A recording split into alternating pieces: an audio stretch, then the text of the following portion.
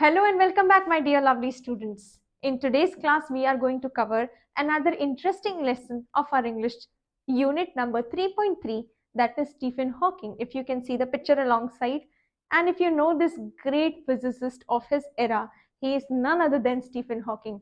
So, in this chapter, basically, my dear students, we are going to cover all his achievements, what he did during his lifetime, and why is he sitting on this wheelchair, what had happened to him. So we are actually going to listen to all his achievements and his life in this short chapter. Okay. So I hope we are ready to begin. Let us first get the introduction of this great human being, Stephen Hawking, who was born on 8th January 1942. Sadly, he is no more alive as he died in the year 2018, but maybe this chapter was written quite back, and that's the reason the death date is not written. Okay. He is an English theoretical physicist, cosmologist, author, and director of research at the Center of Theoretical Cosmology within the Cambridge University. He is physicist. He has written many theories related to physics. Okay, he is a cosmologist. Cosmologist meaning that people, those who are more known about the universe, how the universe began, how the life existence began, all these things includes cosmologist. He is an author because he has written many books, and he is the director of research at the Center of Theoretical Cosmology in Cambridge University. Hawking was the first to set out a theory of cosmology explained by a union of general theory of relativity and quantum mechanics. Now, this seems to be a little difficult. We do not need to go into this. Quantum mechanics is related to science, and he gave us various theories related to that, about how our life began and how the Big Bang theory took place, okay, how the universe came into existence. Everything about them is written by this great human being, Stephen Hawking. Okay. Hawking is an honorary fellow of the Royal Society of Arts, a lifetime member of the Pontifical Academy of Science, and a recipient of the Presidential Medal of Freedom, the highest civilian award in the US. Okay, what award has he achieved? He has achieved Presidential Medal of Freedom, okay, which is the highest civilian award in US. This lesson gives us an insight, means a deep knowledge. Insight means a deep knowledge about the great scientist, his life, and his works. Okay, so we are going to study about his life, his work, and what all books and achievements did he secure in his life. Okay, starting with the first page. Stephen Hawking, who was born on 8 January 1942, is a British scientist. Okay, he is not belonging to India, he is from British, that is England. Okay, he is a professor and an author who has done groundbreaking work. Groundbreaking means very, very excellent, okay, remarkable work in physics and cosmology. Cosmology, as I said, it is related to universe existence, and the whole book and books have helped to make science accessible to everyone, which means that the science which we study today is made easy and is made accessible, means it is able to reach every person. Okay, it is able to reach every person because of this great man. Okay, at the age of 21, while studying cosmology at the University of Cambridge, he was diagnosed with asymptotic lateral sclerosis. Now, this is a disease, ALS, amyotrophic lateral sclerosis, which is, very rare disease, and it does not happen to everyone. But unfortunately, this great human being was suffering from ALS, which is amyotrophic lateral sclerosis. It is a disease wherein, our muscles stops responding to our action because we cannot move our muscles. The nerves inside the muscles stop functioning, because of which our nerves are not functioning and our muscles does not remain under our control. Okay, this was something very rare disease which made him sit on the wheelchair. In the further part of the chapter, we will see that part of his story was depicted in the 2014 film The Theory of Everything. So in the year 2014, if you can see the picture alongside, there was a movie depicted based on his real story, okay, which was in the year 2014, the film was The Theory of Everything. Okay, cosmology, the science of the origin and development of the universe, as I said earlier. Over the years, Stephen Hawking has written or co-written a total of 15 books. So in this, we see that Stephen Hawking in his lifetime had written 15 books, of which some books were written by him and some books were co-written, means he was taken a help, or he might have helped or taken somebody else help to make or publish a book. But in all, 15 books were there. A few of the most noteworthy include, means some of the best books are included in this chapter, which we see. If you can see, there are two books alongside in the picture. In 1988, Hawking catapulted to international prominence with the publication of A Brief History of Time. The short, informative book became an account of cosmology for the masses and offered an overview of space and time. So, if you see the book A Brief History of Time, which is shown alongside, in this book we get the information regarding space and time, the existence of God and future. Okay, in this book, if you read it, you will get complete knowledge of how this existence came into being, how he has related space with the time, and how he relates God with future. The work was an instant success, spending more than 4 years atop the London Sunday Times bestseller list. Now it is being said that this book, after it was published, it remained the top seller, and it remained that best selling book for next 4 years after it was published in London Sunday Times. Okay, since its publication, it has sold million of copies worldwide and been translated into more than 40 languages. So after its successful history of publishing, this book was further translated into 40 languages and it was sold worldwide. Okay, catapulated means it was launched. Coming to the further history book which he had written, A Brief History of Time also wasn't an easy to understand as some had hoped. So it is being said that even if you purchased that book, A Brief History of Time, after reading, it was not that simple to understand each and every sentence. So in 2001, Hawking followed up his book with The Universe in a Nutshell. Universe in a Nutshell, which offered a more illustrated guide to cosmology big theory. Okay, he again published another book in which he gave more emphasis on making the sentences or the theory which he had written little more simpler for people to understand. What was the book? The Universe in a Nutshell. Okay, in the year 2005, Hawking authored the even more accessible A Brief History of Time. Okay, he again made another book in the year 2005, A Briefer History of Time. If you can see the picture aside, A Briefer History of Time, which further simplified the original core concept and touched upmost the newest development in field like string theory. Now, we do not need to know anything about the string theory, but what is the conclusion here? The book which he published in the previous period is now more accessible, more easier, and more easy to be related to the newest technology of science, was written in this new book which was published in the year 2005, and the name of the book was A Briefer History of Time. Okay, if you know, core means a very basic or central concept, means all very deeply written in the book. Coming to the next, together these three books along with Hawking's own research and paper articulate the physicist's personal search for science holy grail. Now if you know, we studied about three books: A Brief History of Time, The Universe in the Nutshell, and again A Briefer History of Time.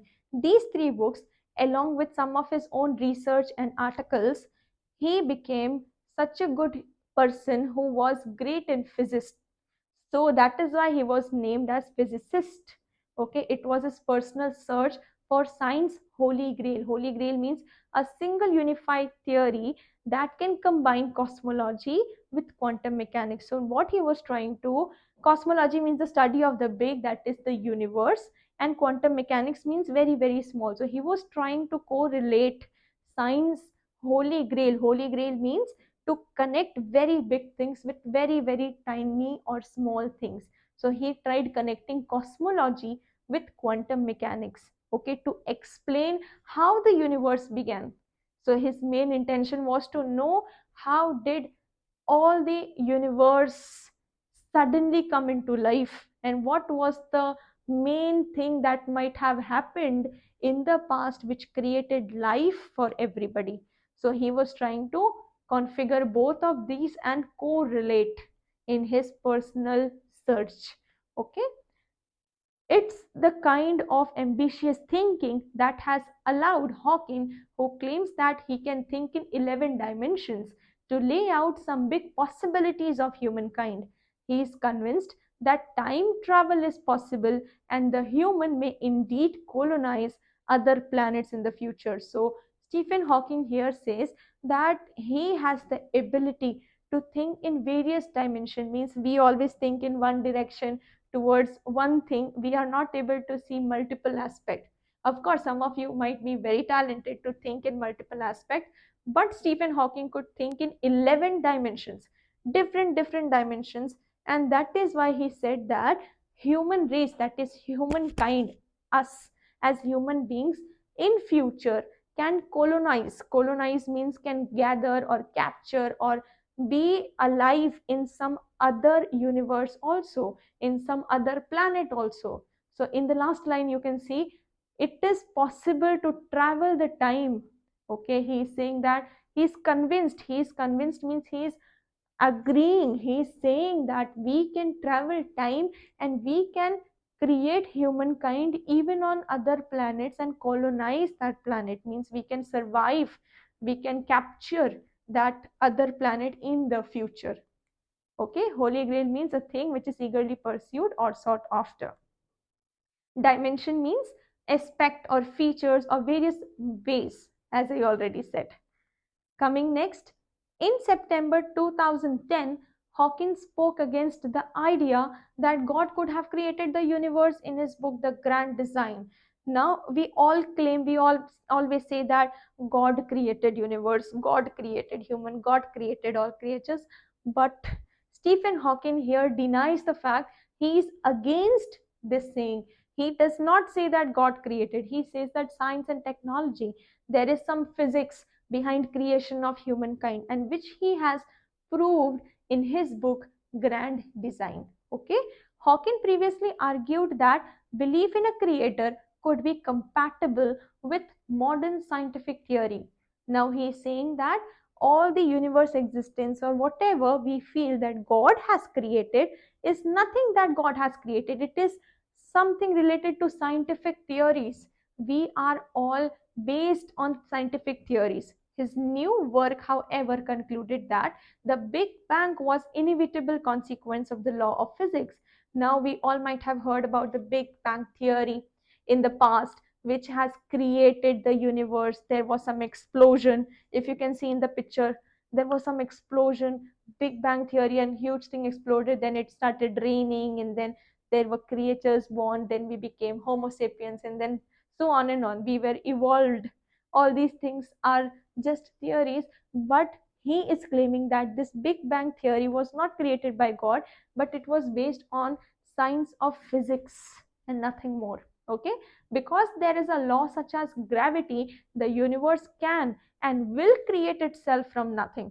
So he is saying that since we have this gravity, gravity means any object when we keep it on the planet or anywhere in the atmosphere, it is pulled down, it is pulled down by our planet earth.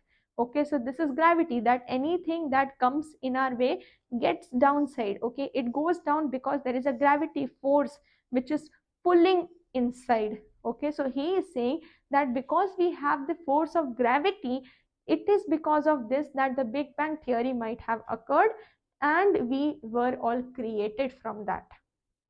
Okay, Hawkins said Spontaneous creation is the reason. There is something rather than nothing, why the universe exists, why we exist. Okay, he is saying that spontaneous creation means, spontaneous means everything at once, on its own. Spontaneous means something that is created on its own and we did not do anything. Spontaneous creation is the reason. There is something rather than nothing. There is something rather than nothing. Why the universe exists, why we exist. So he is saying there is a reason behind why we exist. Okay, why this entire universe exists. There is a reason behind it. All right.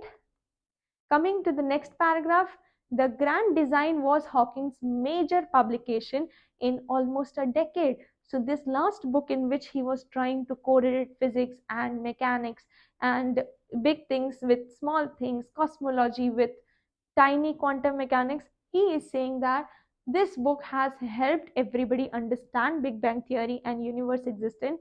This book remained the best seller for almost 1 decade. Decade means for 10 years. Within his new work, Hawking set up to challenge Sir Isaac Newton's belief that the universe had or have been designed by God. Now, Newton, he was a scientist, he was another scientist. He said that the universe is created by God. But Stephen Hawking, he said that no, it is not created by God. So he challenged Newton, okay, simply because it could not have been born from chaos. So the reason behind him declining the fact or refusing the belief of Newton is because he is saying that nothing can be created from chaos. Chaos means all jumbled up or randomly arranged in a group. Okay, it cannot be created from chaos. It is not necessary to invoke God to light the blue torch paper and set the universe going. So he is saying that it is not possible for God to do a magic to light a blue touch paper, okay, and write something or set the universe going. It is not possible. So here there is a exaggerated sentence used, that God does not have enough time to do all this and create universe just by a blue paper. Okay, Hawking said. At the age of 21, Stephen Hawking was diagnosed with amyotrophic lateral sclerosis, ALS, which is a Lou Gehrig's disease. In a very simple sense, the nerves that controlled his muscles were shutting down at the time doctors gave him 2.5 years to live. So, when he was 21 years old, when he was diagnosed with ALS, that is a disease, a very rare disease where his muscles stopped functioning, he was told by doctors that he would live only for 2.5 years, not more than that. If you can see, there is a picture alongside which shows that the disease is all muscle restricting, that muscles stop functioning. Okay, Hawking first began to notice the problems with his physical health while he was at Oxford. So, when he was very young, when he was just 21 years old, he had started seeing problem within himself in his physical health when he was studying in Oxford University. On occasion, he would trip and fall. He would trip means he would simply drizzle and fall down, or slur his speech means he would not be able to speak properly. He didn't look into the problem until 1963. So he took it lightly and he did not pay attention to his problem. Okay, he took it very lightly. During his first year at Cambridge, for the most part, Hawking had kept these symptoms to himself. So he is saying that he did not tell this symptom to anybody. He kept quiet and he did not let anybody know what was happening to him. Okay, but when his father took notice of the condition, he took Hawking to see a doctor. So, after his father came to know about his condition, he took Hawking to a doctor, and for the next 2 weeks, the 21-year-old college student made his home at a medical clinic where he underwent a series of tests. Means when he was admitted to the hospital for 2 weeks, it was his home because he was undergoing so many medical tests in that hospital. Okay, so he was actually undergoing various tests. So he is given a small example of how the test took place. They took a muscle sample from my arm. So he's saying that they took a muscle sample from my arm, from his hands, okay, struck electrodes into me. Electrodes means, you might have seen in the hospital there are various electrodes which are stuck at various places in the body to check, okay, electrodes into me, and injected some radio opaque fluid into my spine. So in his spine there was some fluid, okay, a moving fluid was injected in his spine. After that, it was watched going up and down with x-rays as they tilted the bed. Tilted the bed means when the bed was in lying position. After that, after some time, the bed was tilted means it was taken up little bit, and then the test showed that the fluid, the radio opaque fluid which was inserted in his spine, started moving up and down. Okay, that spinal fluid started moving up and down, through which they might have noticed some result. Okay, after all that, they didn't tell me what I had, except that it was not multiple sclerosis and that I was a typical case. So he is saying that after my test was done, after everything was noted, doctors still did not tell me that what has happened to me. But Hawking somewhere knew that it is not a typical case or a common case. It is something abnormal which is happening to me, and it is not multiple sclerosis, it is some different high disease to him. Okay, multiple sclerosis means abnormal hardening of body tissue, and typical means very unusual. Okay, coming to the next paragraph. Eventually, however, doctors did diagnose Hawking with early stages of ALS. It was devastating news for him and his family. So, this is actually very true that anybody of us, if we come to know about any rare disease which does not happen to anybody but it has happened to us, anybody would feel devastating, isn't it? Devastating means feeling so bad and shattering. Diagnosed means to detect. When it was detected that he has this disease, he felt it devastating. Devastating means it was a very severe shock for him. But a few events prevented him from becoming completely despondent. Okay, just from becoming completely impaired or not being able to move, he was prevented because he took some care. He would try doing many things. Okay, the first of these came while Hawking was still in the hospital. There he shared a room with a boy suffering from leukemia. So, in the hospital where he was admitted, along with him, there was a boy who was sharing the room. He was suffering. His friend or the other boy was suffering from a disease called leukemia. Now, leukemia is a malignant progressive disease in which the bone marrow and the other blood organs producing increased number of abnormal white blood cell. Bone marrow means inside our bone. Inside our bone there is a hole which we call as bone marrow. In that bone marrow he had abnormally, means excess, means which is not even required. He had excess of abnormal white blood cells increasing in his body. Related to what his roommate was going through, Hawking later reflected his situation seemed more tolerable.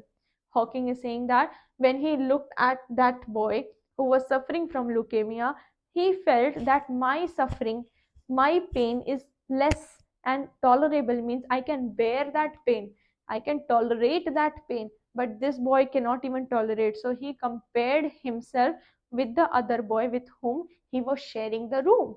Okay, relative to what his pain was little less and tolerable.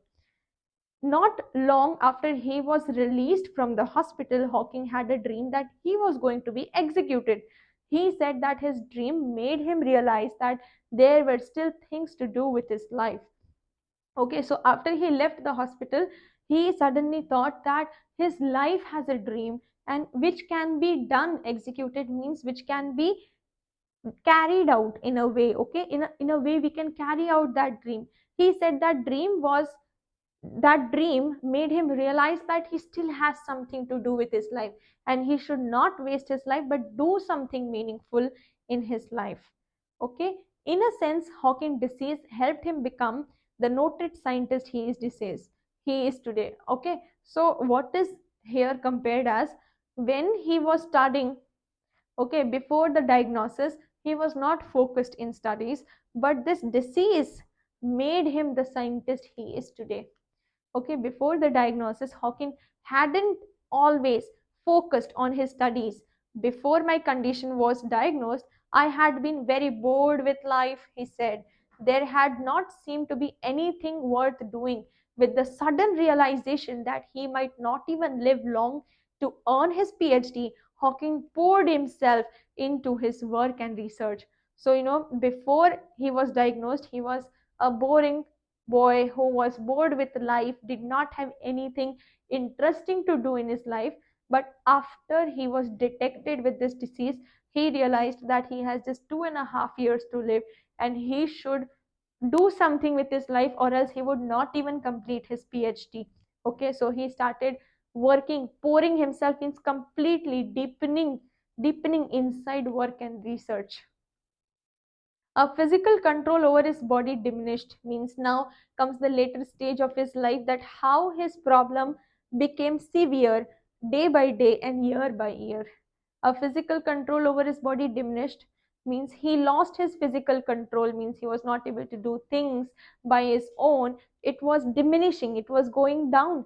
He'd be forced to use a wheelchair by 1969. So because he did not have control on his body, he was made to use forcefully wheelchair. Okay, the effects of his disease started to slow down. But a good thing was, the effect of the disease, which was rapidly increasing from 1963 to 1969, that has certainly reduced. And although he was facing problem, but it was not so major. Over time, however, Hawking's ever expanding career was accompanied by an ever worsening physical state.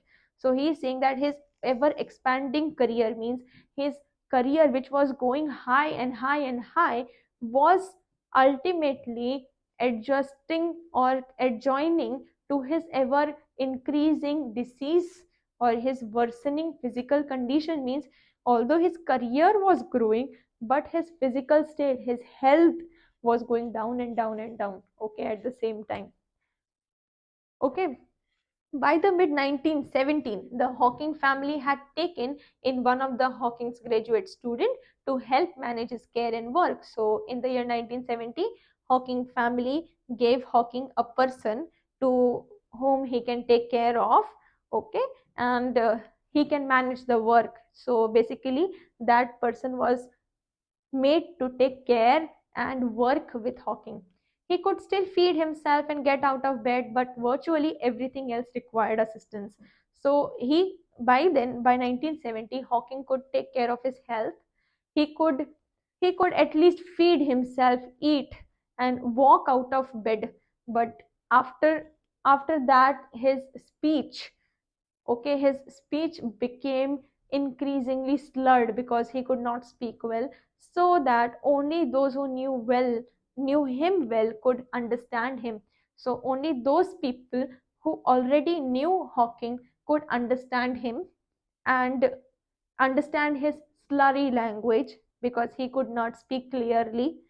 Okay, in 1985, he lost his voice for good following a tracheotomy. Now, tracheotomy here means an incision in the windpipe made to relieve an obstruction to breathing.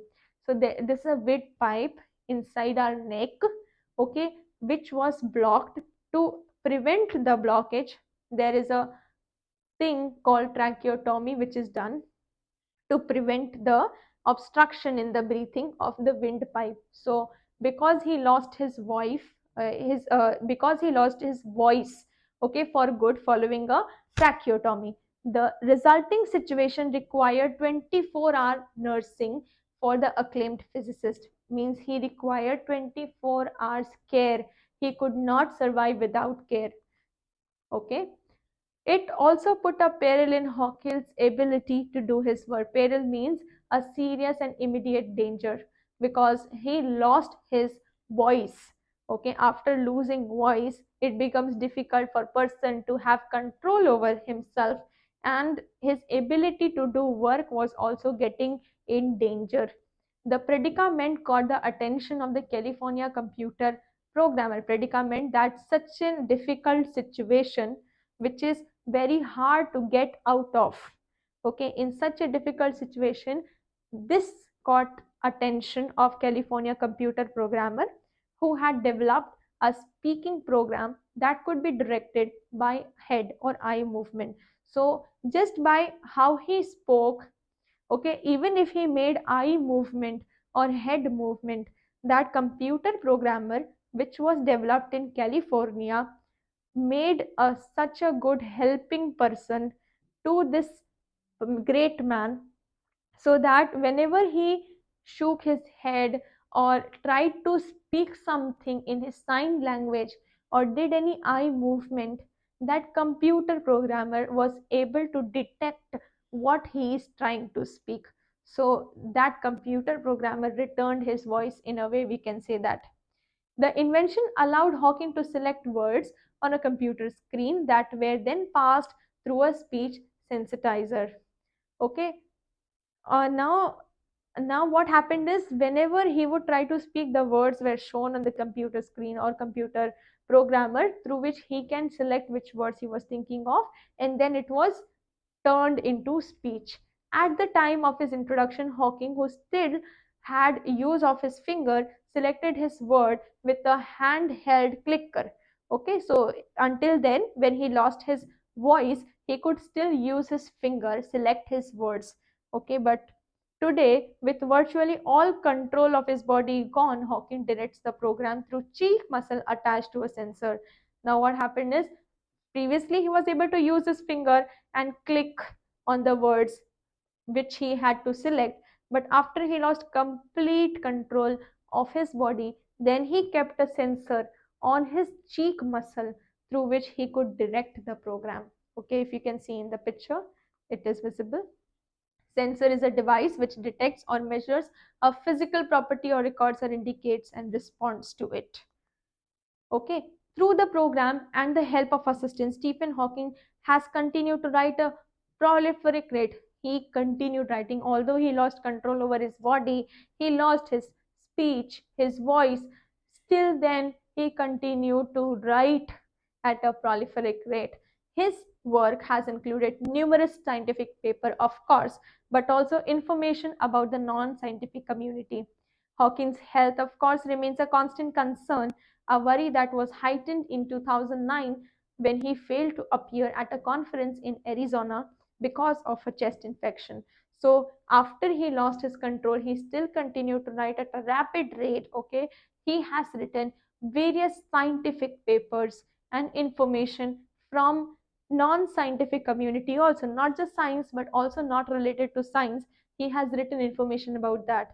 Okay, his health, of course, remained a constant worry. Okay, constant concern means a constant cause of worry, which became heightened, means it became more increased in the year 2009, because he was asked to appear in conference in Arizona, but he could not go there because of chest infection.